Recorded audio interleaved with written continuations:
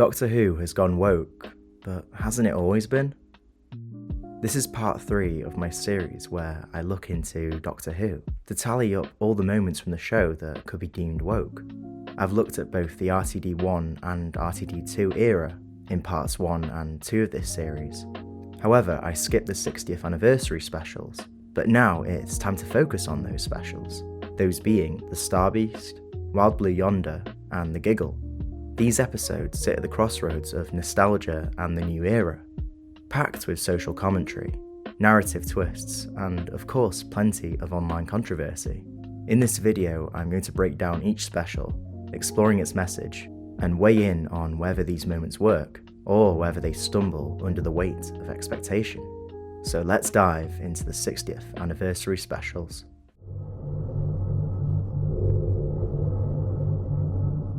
Well, Jason, you alright?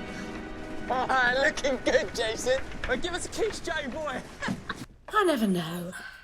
When I say she looks gorgeous, is that right? I mean, is it sexist? Never said it to him when he was... Oh, sorry. The meep is all alone. Yeah, I know that feeling. Sometimes I think I'm from a different planet.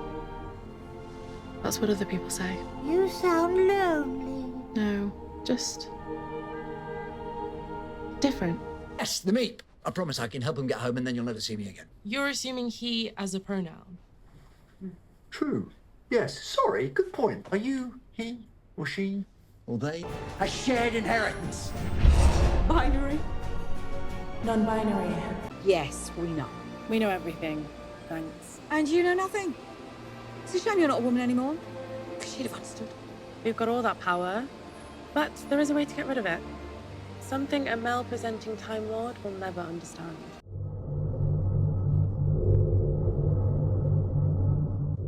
Man holding an apple in 1666, are you Sir Isaac Newton? Sir Isaac. Was it me, or was Isaac Newton hot? He was, wasn't he? He was so hot. Oh.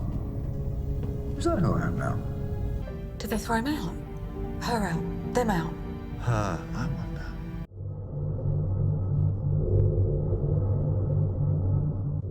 I really must apologize for the rain. You must be used to sunnier climes. But if everyone's going mad... So is the government. What do I care? I mean, seriously. Why should I care about you? No change there, then. Oh, look! Oh, that's not bad. Wheelchair accessible. At last! You finally caught up with the 21st century! Now, unlike previous videos on this topic, I will now take a dive into each episode, decoding its messaging, whilst also debating whether or not, in my own opinion, the message works. I thought it'd be interesting to not just take a descriptive approach to this topic, but to instead talk about my own personal opinion. So let's start with the Star Beast, the episode that single-handedly reignited the Doctor Who has gone woke discourse, before the 15th Doctor even arrived. First, we've got Rose Noble's trans storyline.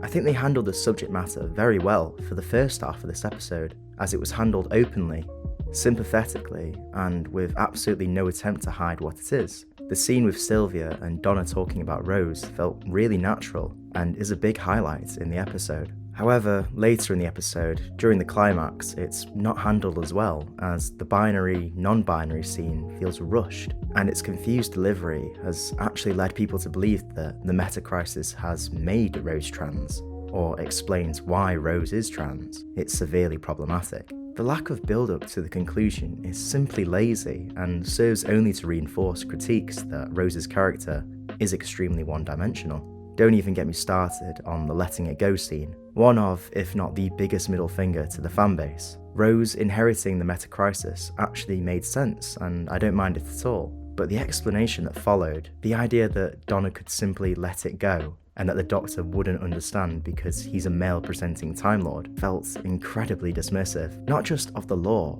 but of the emotional weight this storyline carried for so many of us. A lot of fans, myself included, were deeply affected by Donna's Series 4 ending. It's one of the most tragic moments in modern Who. Watching a character who had grown, changed, found confidence and self-worth through her adventures, suddenly lose all of it. It mattered, it left a mark, and to see that whole arc essentially resolved with what felt like a throwaway joke, a hand wave rather than a meaningful emotional payoff, came across as disrespectful to the story, the character, and the viewers who lived with that ending for over a decade. The scene discussing misgendering comes off as disingenuous and ridiculous in the moment, as contextually, the Meep is in danger from a real threat. To pause to discuss pronouns seems counterintuitive to the very real crisis that the Meep is in, and therefore demeans the whole conversation they're having. This actually leads neatly into Blue Yonder, because once again the episode touches on the idea of mispronouncing someone's identity, but this time it's handled far more naturally.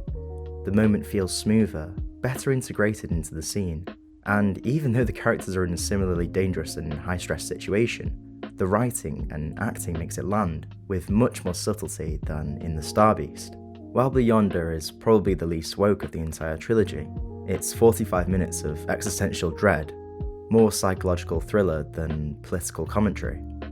But even in an episode like this, there was still one moment that managed to spark a whole wave of online outrage: Isaac Newton being black.